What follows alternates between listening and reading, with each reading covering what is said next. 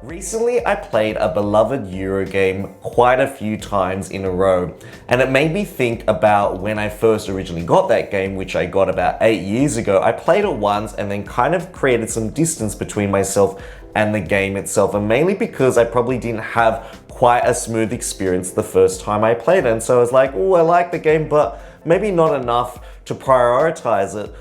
Playing that game over other games in my collection. And so I kind of had that kind of lukewarm memory in my mind for 5 or 6 years, until I thought, you know what, that game I remember playing like 8 years ago, it's time to get off the shelf, time to blow off the dust, time to play it again. And oh my goodness, I loved it. I loved it so much. I was like, oh my goodness, I'm starting to see how this works. It really planted the seed in my mind about whether we do a game justice by only ever playing it once. And is playing a board game once ever enough? And that's where we're going to take it in this topic video. Hi, my name's Danny. I'm an avid modern board gamer from Australia. I've shared my passion for this hobby with you, my friends, and my family. Come and join me for this journey. And don't forget to subscribe for more wholesome board game content.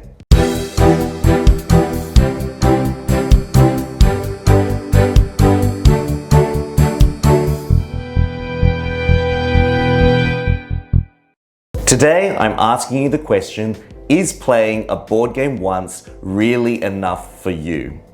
For me, yes, on one hand, no on the other. Maybe together I can find a happy medium. I want to introduce this topic by talking about the value of playing things once. Playing things once, we all kind of approach a brand new game with a certain type of mentality. One where we're like, ooh, that's a game I've heard a lot about, I just want to try it. Ooh, someone's just described this game to me at a convention, or a friend has said, hey, you should check this game out. I might give it a go. Or maybe it's a game that I've researched over many months, many years, or it's a Kickstarter I've waited for, and it's finally right. I'm like, you know what? I should play that game that I, backed, over a year and a half ago. And so the value of one play becomes quite different depending on the contextualized situation in which you play that board game, and also how you've acquired that board game.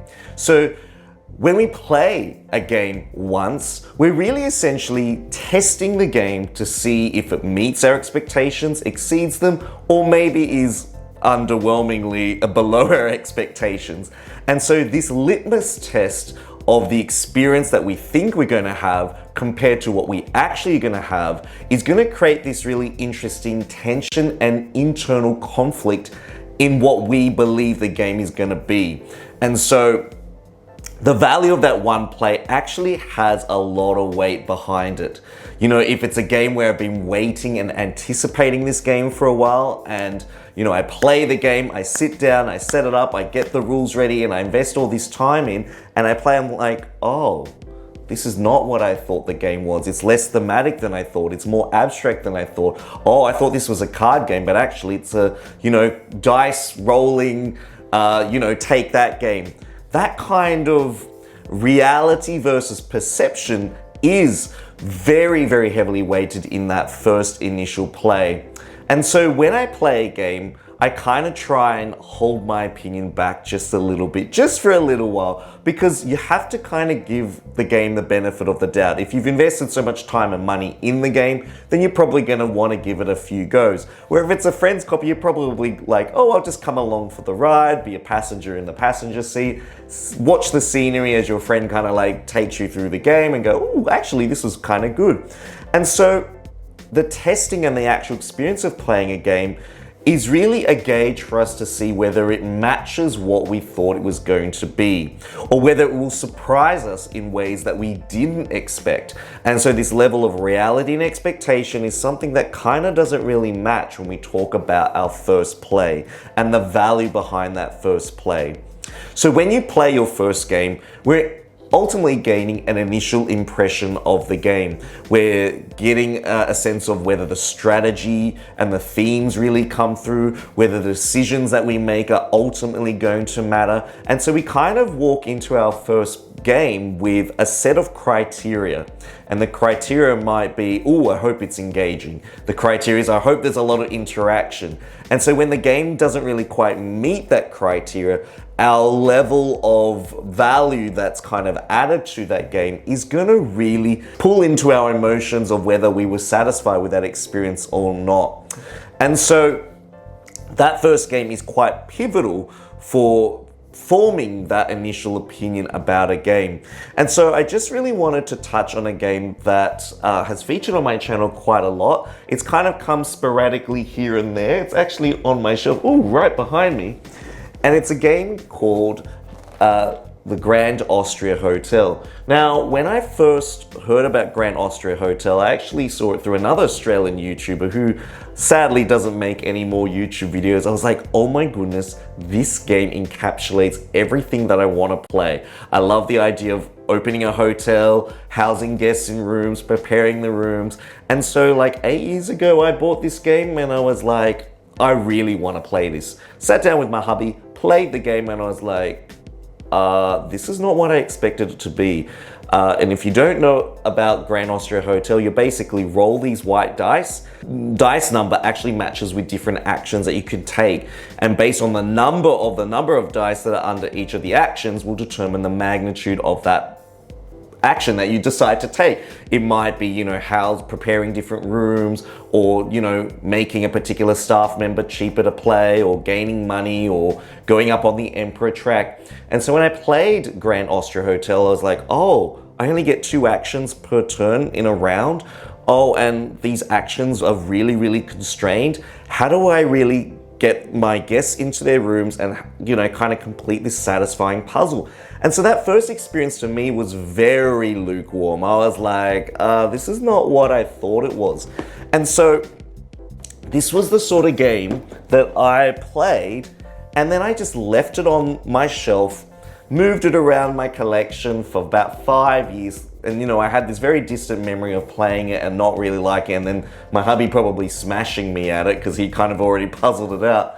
And it was only until like, 2 or 3 years ago when I started playing it again, and even like last couple weeks, I started playing it again to try and complete, because it's on my 10 by 10 challenge.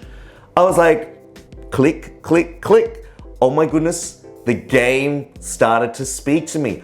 All of a sudden, I could see how everything really connected together. All of a sudden, I realized, oh my goodness, the abilities and the bonuses you get on those customer cards are gonna synergize with also how the staff actions are gonna work, and the puzzle of trying to map out your like little hotel and all the different colored rooms. And if you complete a particular section, you get like, you know, money, or moving up the Emperor track, or victory points. All of it just kind of fell into place. And this is like playing the game like 7, 8 times across 8 years. Once, you know, when I first got it, and lots more recently. And that's just when the puzzle, the picture just came together. And I'm like, oh my goodness. If I just dismiss this game on its initial play, I may not have enjoyed what I enjoy about it now. And so if it's not your type of game, sometimes a game or first gameplay experience may change your mind and make you think, hang on a minute, actually I do like this sort of game. Hang on a minute, I never really considered that tapestry might be a really fun point salad and not just purely a theme about, you know, starting your own civilization.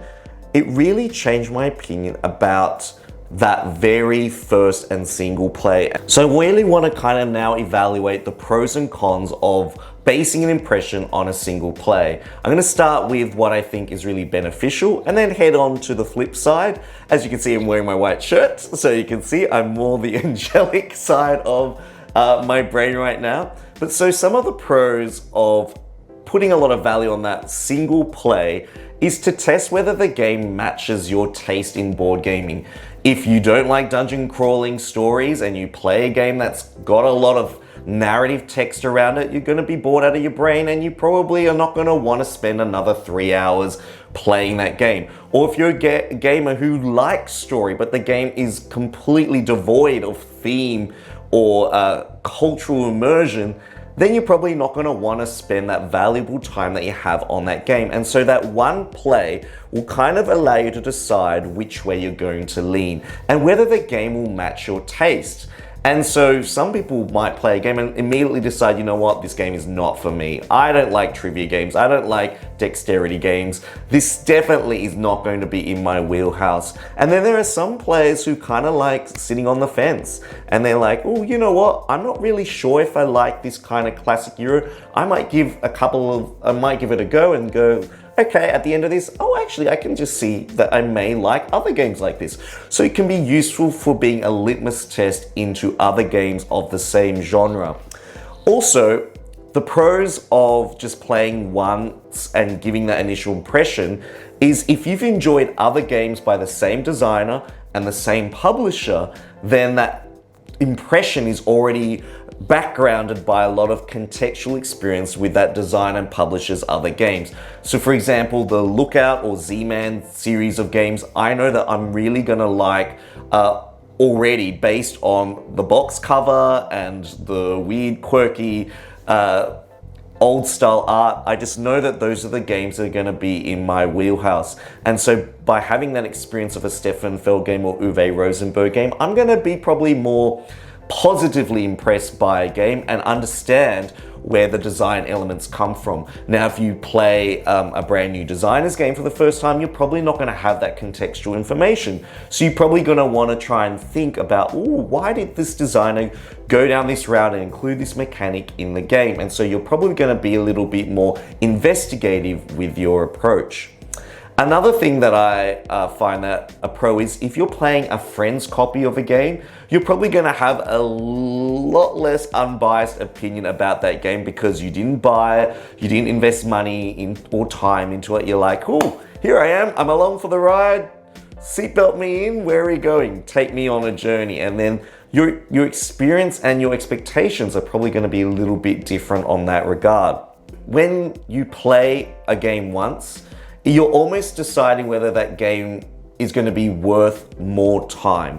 If you play it once and you think, oh, I really like this aspect but don't like that aspect, you might decide, you know what, I'm not going to play this game again because I just see that there are other games in my collection that already do the same thing, give me the same value. Or you might be like, oh, that's a new mechanic, didn't really see that used anywhere else, I really want to give it another go. And so that first play and the value behind their first play is going to give you and help you make that decision a little bit more informatively. Also, if you're someone who collects a lot of games, sometimes time is a factor. And so, you know, if you've got a lot of games that are unplayed, you might go, oh, I'll just play this game once, I'll get back to it in the next 2 weeks, 3 weeks, 4 years, 5 years, 8 years. And so sometimes playing a game once is just going to satisfy that initial craving, whilst giving you that intention to always return to that game whenever you decide to return to it. Now, there are certain games where I will only give it one play, and that is it. And there are certain situations where I'm like, you know what, I don't think this game deserves my extra time, extra effort, extra life, investment and energy into it when I already have so many other games I really could enjoy. And so often if a game on my first play, I can see there are a lot of flaws or a lot of things that don't really sit right with me, I'm probably not going to waste any more time on a game that feels painful to set up, play, and plow through. And so, you know, my time is important to me, just like your time is important to you. And so if I don't want to give the game another chance, I feel justified in saying that, you know what?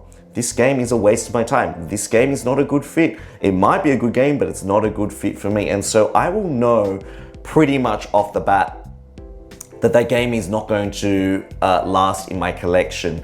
If a game feels torturous, you know, a game may be really good, but the rule book may be scattered all over the place. There may be a lot of reading that you have to do and checking, and the ease of access to the information that you need to just get through one round of the game. If that is torturous in itself, I'm sorry, I'm just going to put the game rulebook away and say, I don't think I can spend time and mental energy on this game. Like, I think, you know, when a game is published, there's a lot of playtesting, proofreading that goes into it. And so if I know a game feels hard to get into or is hard to read in terms of the rules, I will probably put it aside.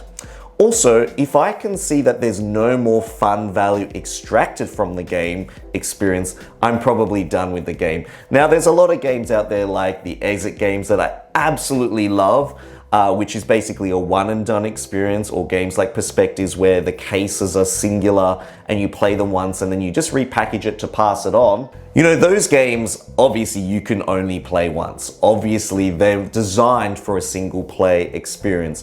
But if there's a game where in the first game you've explored all the avenues or all the strategies, or the choices don't really make an impact on the overall outcome of the game, or you can see that they're not going to make an impact, then that's probably a game that I'm only going to play once. Now, there is a game that I really want to try, and I only want to try once, and it's not because it's the designer or the game's design itself, it's because the game is so large. So the game is Civolution. I love Stefan Feld games, yet Civolution is probably one game of his that's probably about 3 steps too far in terms of weight, length of play, time to get it to the table, time to set up, time to teach. That time factor is really gonna say to me, you know what, I might only have one day in my life to give this game the full energy that it needs in order to play. And then after that, I may never play it again. After that, I may decide, you know what, I will give it another go. I don't know. But just the thought of playing such a long game that has such a lot of rules is probably gonna deter me from considering even a second play. And so whilst the game might be amazing, the fact that I have to get through all those mental hurdles first to just get to the game, to get it to the table, to get someone else to play it with me, is gonna be big enough in itself. And so I do kind of have like a love-hate relationship with some board games, like Agricola. You know, the first time I played it, I absolutely did not like it. I really found it overwhelming. I really found there were too many things I had to get my head around. Also, I don't know if I'm keen with like a cartoon version of the designer's face appearing in my rulebooks. It kind of takes me away from the theme of the game. I get, you know, Uwe Rosenberg is a really great designer. He's got a huge like catalog of games under his belt, but I don't know, just something about it just really takes me away from the theme. But apart from that, you know, I just found the game itself really tight, really hard to get through, really hard. It was a bit of a struggle for me. And you know, I've put it in the sell pile. I've then not put it in the sell pile. I've moved it back and forth, and now it's back on my shelf because I've felt this, you know, personal surge to try and play classic games again. You know, I might really enjoy it again. Maybe it's like another Grand Austria Hotel. I really found that maybe my mindset was not in the right place before, but now it's in a different place where I'm there to really be ready to appreciate these sorts of games. Often when I don't give a game another chance, it sometimes comes out of guilt and regret that, you know, I bought this game, I played this game, maybe, you know, I don't really want to sell it yet, so I just kind of keep it for keepsakes, and just so it's there. I've spent money and time buying the game, I might as well just keep it. And so I look at it every day going to the kitchen, I'm like, Agricola, I feel a sense of guilt about you. I'll get to you next weekend. Oh, Agricola, maybe one day I'll change my mind about you. So there are lots of reasons why we don't give a game another chance. And there are some games that kind of sit on the borderline, and like Agricola, where I'm like, you know what? Everyone says this is a good game. Everyone says it's a really popular game. Everyone says, you know, it's one of his best. And yet I haven't really even decided in my head if I'm going to give it a second play. And so that's the conflict that I go through when I decide which game I'm going to pick off my shelf. You know, maybe I'll just play another Stefan Feld game. Sorry, Uwe Rosenberg. And then on the flip side, giving a game more than one chance, I think, is actually super important. And you know, repeated plays only really reveals to you the true enjoyment, the true nature, and the true design of a game. Maybe that first play that you played through didn't allow you to see some of the connections that you needed to make earlier in the earlier stages of the game until the later stages of the game, and how it impacts the later stages of the game and your success in the later stages of the game. Maybe that first play, the randomness of the tiles or the combo of the card draw just really didn't play into the game's favor. And so that left kind of like a sour taste in your mouth. And so I do think that with certain games, if they're easy to get to the table, they're medium weight for me, I like to play it multiple times. I want to increase my enjoyment of the game. I want to be familiar with the mechanics and appreciate there, especially if there's a learning curve involved. Once I can get over that learning curve, my third, fourth, and fifth play might go, actually, I do like this game. Oh my goodness, I didn't see that this connection goes with this, and this strategy kind of influences you to go down this pathway. And so through more plays, you tend to do get a clearer picture of a game's design. And I guess the analogy I like to use for this is when you read a novel. The first time you read it, you're just decoding the words, you're deciphering the language, you're just trying to figure out what's going on. But it's not until you read the same novel second, third, or fourth time, or you watch that favorite movie, Home Alone, I'm talking about you. If you've watched that movie like a bazillion times, you almost compare it word for word, what's gonna happen. You can see where the characters make their flaws and their mistakes, and all of a sudden becomes this like infused enjoyment in the game. You just know like the steps of the game, the way the game's gonna roll, and you're like, oh, I can see what I'm gonna have to do here in order to negate this issue. If I wanna get that goal, I need to set this up. So the pieces and the pillars in the game become a lot clearer when you become more familiar with the game. And so the game can really surprise you sometimes on a second or third play when you're like, oh, this game is actually making sense now. This game actually is like, oh my goodness, I see how it works. I really like what it's doing. And so there are a lot of games that tend to do that. And a lot of games from initial appearance, you're like, why do people like Bruges? Why do people like Castles of Burgundy? But it's not until you play the game and really get into the meat of the game and give the game a chance, some life. It's like planting a seed. You pour water, you nurture, and then you're like, ooh, this plant is actually growing. And you're like, oh my gosh, this game is actually worthy of a spot in my collection. And so the game can become more fun over time. And so sometimes that first initial value that we place on our initial play can be a barrier into further enjoyment of the game. And so having a better understanding of the game will increase the fun factor and will allow us to engage cognitively with the game and its intention for the experience that it was designed to have for us. So what are your thoughts and opinions on playing a board game once? Does your opinion change whether you own the game and purchased it with your own money compared to when you play a friend's copy?